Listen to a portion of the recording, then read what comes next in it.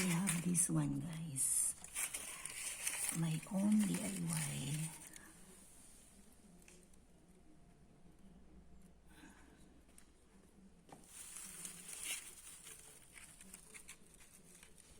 It's made out of carton.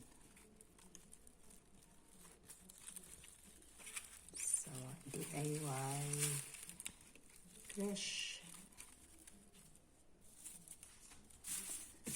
So, let's see what we can do.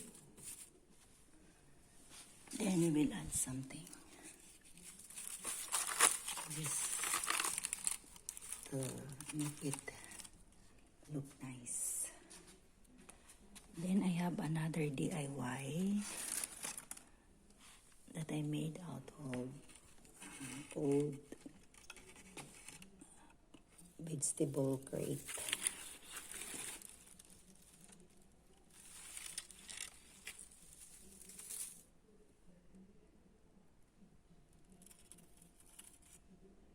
So this is how I put it, guys. Every year I just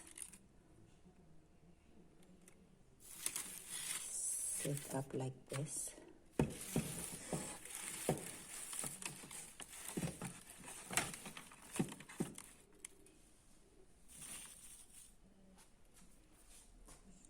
So far, that's the look.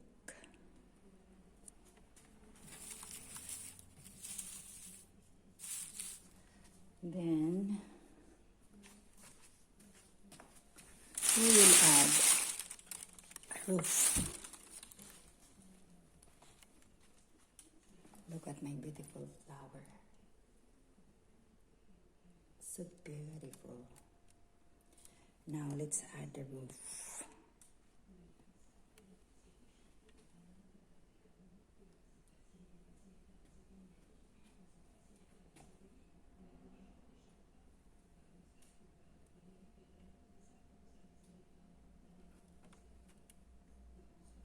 Just see to it that it fix the corner.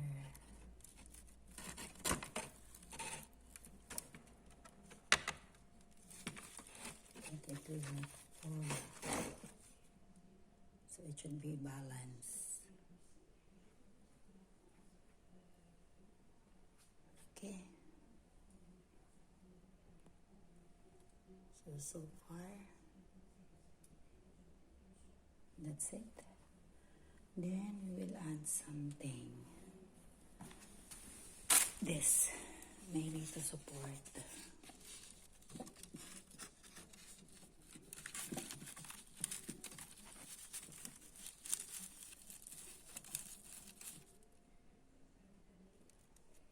Then, so that's it so far. And later on, we will add some decor. We have here.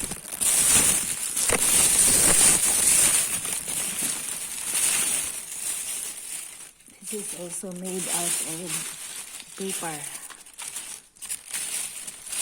So this is a paper craft, guys. Pops easily.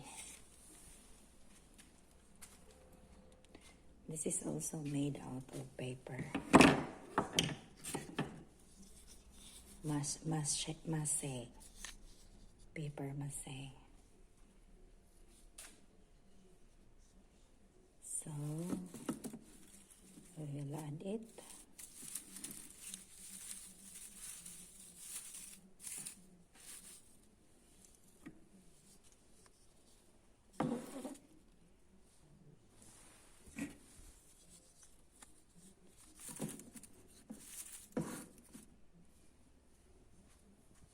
So far,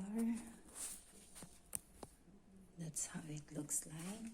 That's my little Belen.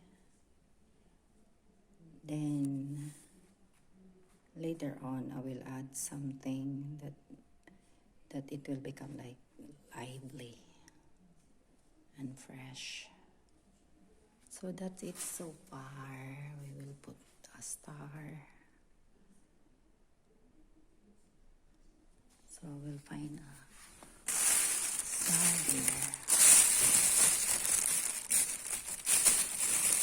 coming from the plant. This one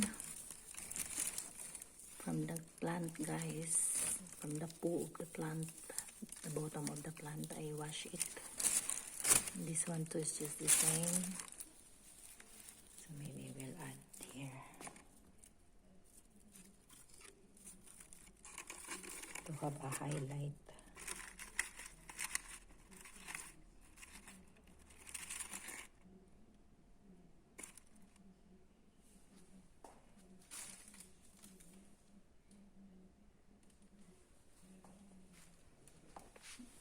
Then this one,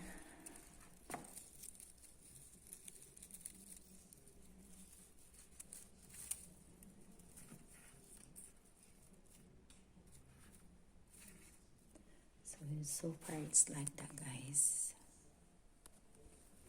So here's Santa here. So basically, guys, it's made out of carton, obviously, and I just set up like a little village and put that one, and later on I will show you when we light up. We'll put some decorations and lights. Okay, so that's it so far, guys, and I will show you the outcome later on. So far that's how it looks like. So I hope you like it and give you some inspiration that you could make your own decor at home. So basically it's all really DIY, purely DIY crash. So give me your opinion, guys, related to this, if you're into it or against buying or into buying. Well, let me know your thoughts. I greatly appreciate it, guys. Thank you so much, and I'm gonna see you next time. Bye.